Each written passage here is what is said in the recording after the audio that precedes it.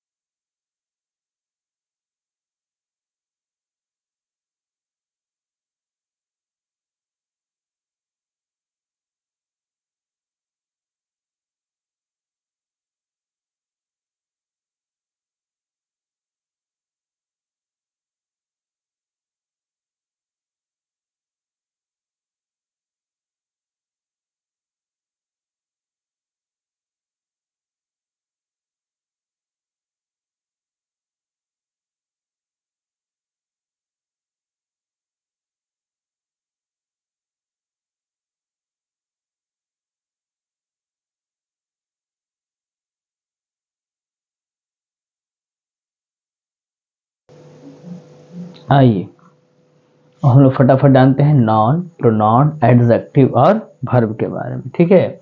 Noun को हिंदी में कहते हैं संज्ञा। संज्ञा क्या है?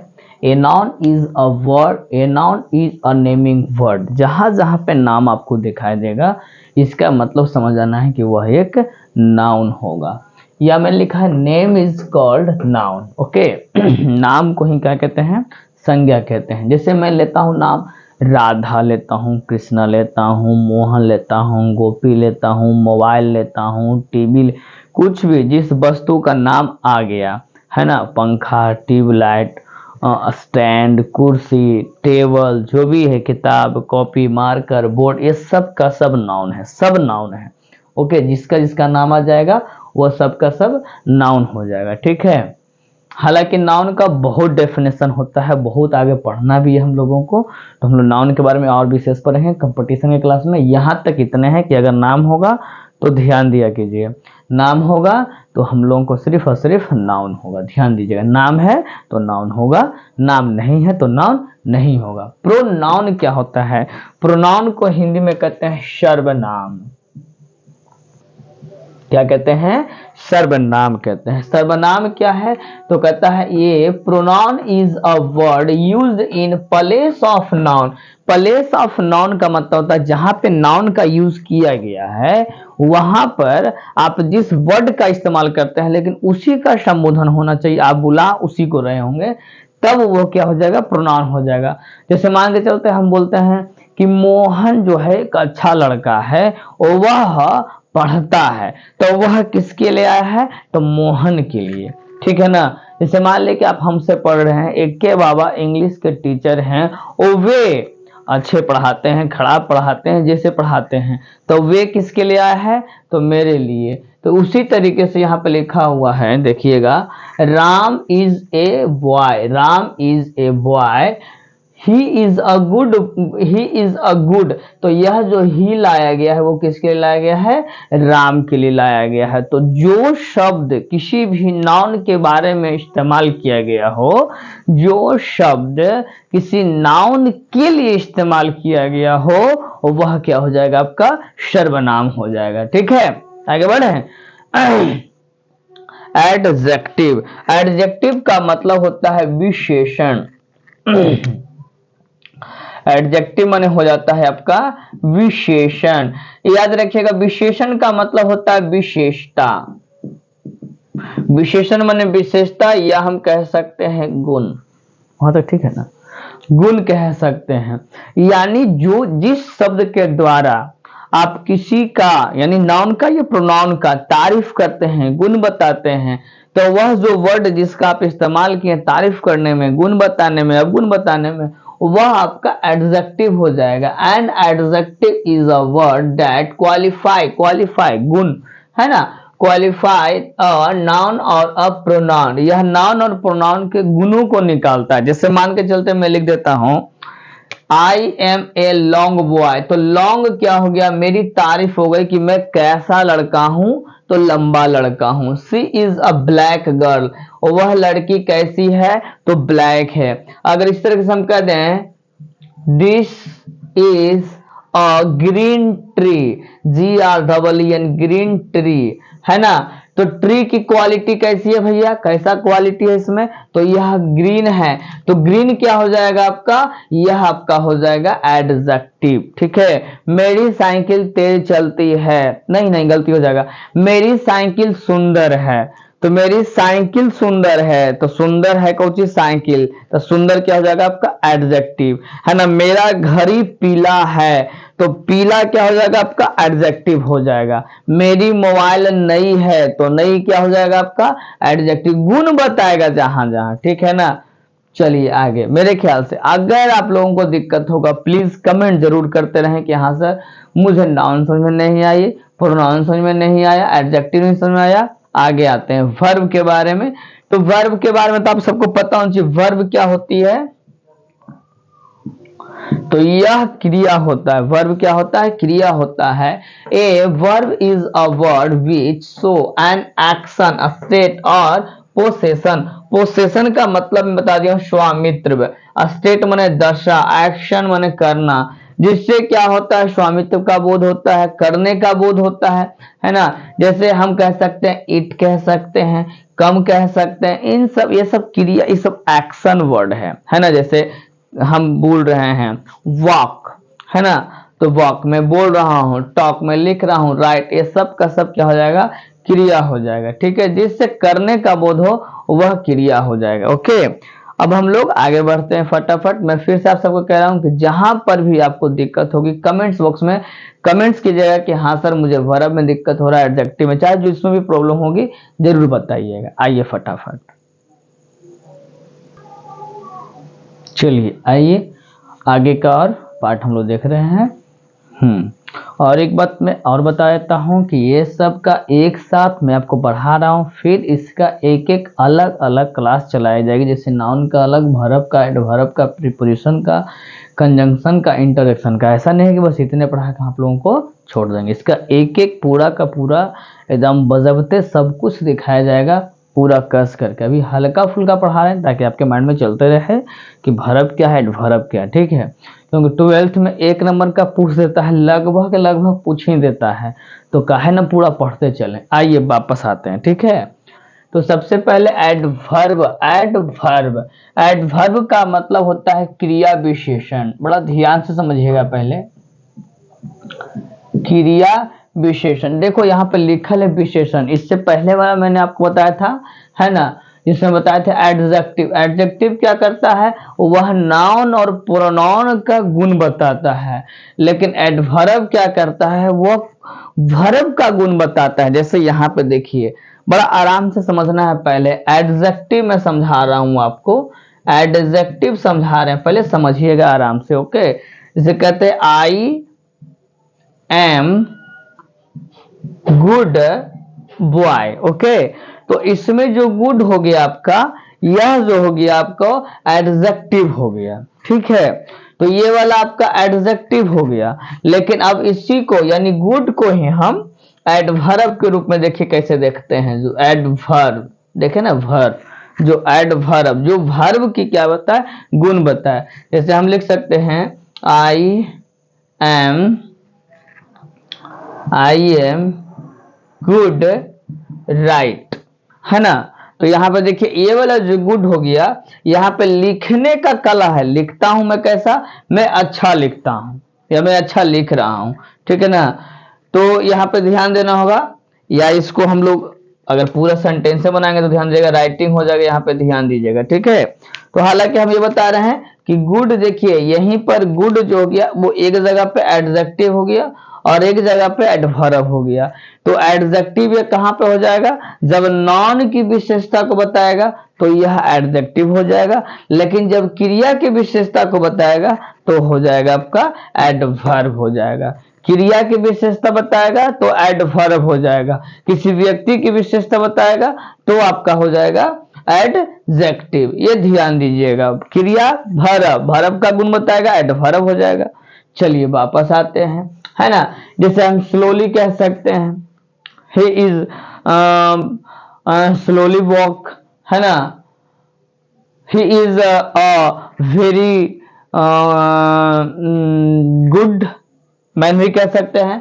कहा कि यहाँ पर देखिए लिखा हुआ एडजेक्टिव और अनदर एडवर्ब, किसी का भी विशेषता बता रहा हो, ठीक है ना, तो वो हो जाएगा आपका एडवर्ब हो जाएगा, ठीक है। ध्यान, अगर दिक्कत होगी कमेंट्स बॉक्स में कमेंट्स जरूर कीजिएगा कि हाँ सर दिक्कत हो रही है। प्रीपोजिशन क्या करता है, तो प्रीपोजिशन देखिए, प्रीपोजिशन असल में क्या करता है, यह रिलेशन दिखाता है। बड़ा ध्यान से समझिएगा पहले, ये preposition is a word usually placed before noun और प्रोनाउन, यह हमेशा नाउन और प्रोनाउन के पहले आएगा, ये ध्यान दीजिएगा, है ना। टू शो इट्स रिलेशन, और यह क्या करता है कि यह संबंध दिखाता है अगला शब्द से कि इसका संबंध कैसा है। जैसे मान के चलता हूं, मैं लेता हूं कि I am in the room, in the room यानी मैं कहां पे हूं, मैं रूम में हूं लेकिन स्थिर अवस्था में हूं, ठीक है ना। ये ध्यान दीजिएगा, तो क्या करता है, रिलेशन दिखाता है। देखिए ना यहीं पर देखिए बहुत सारा चीज होगा आपको दिखाई देगा, है ना। जैसे देखो यहीं पे हम लिख रहे हैं टू हो गया, टू हो गया जो आपका क्या हो जाएगा, प्रीपोजिशन हो जाएगा, है ना। टू प्रीपोजिशन हो जाएगा, यही सब आपका प्रीपोजिशन होता है, ठीक है। आगे कहता है कंजंक्शन। देखिए कंजंक्शन कंजेक्ट करता है, ये काम ही करता है कंजेक्ट करने का। कंजेक्ट करने का मतलब क्या होता है, इसको ज्वाइनिंग वर्ड कहते हैं, यह जोड़ने का काम करता है सेंटेंस को, है ना, वर्ड को।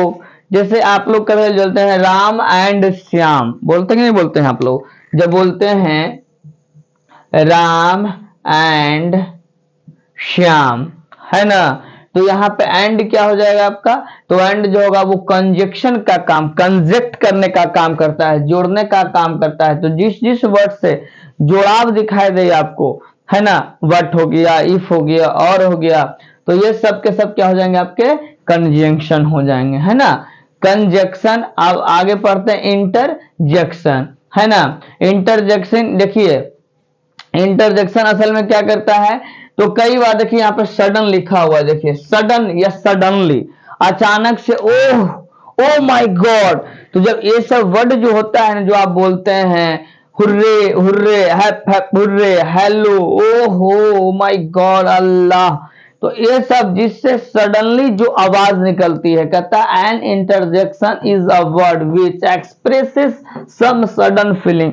आप जैसे अचानक से कोई भाव देते हैं, तो कोई भाव जो प्रकट हुआ और जिससे शब्द निकला, ओह ओह ओह, क्या हो जाएगा आपका, ओह, देखिए यहाँ पे लिखा ओह, है ना, बोलते हैं ओह, है ना, या मैया गे, बाबू रे, बोलते हैं ना आप लोग, मैया के, मैं छोटे लोग हंस के, है कि नहीं। तो इसको इंटरजेक्शन कहते हैं, जिससे आप सडनली कोई भाव प्रकट करते हो, उसको क्या कहेंगे, इंटरजेक्शन कहेंगे। आशा करता हूं कि मैंने पूरा का पूरा पार्ट्स ऑफ स्पीच आपको समझा दिया हूं, और मैं आपको बार बार कह रहा हूं कि जहां पर भी दिक्कत होगी प्लीज कमेंट्स बॉक्स में कमेंट जरूर करें कि हाँ सर मुझे यहाँ पर प्रॉब्लम हुई है। ठीक है, आगे हम लोग मिलते हैं तुरंत।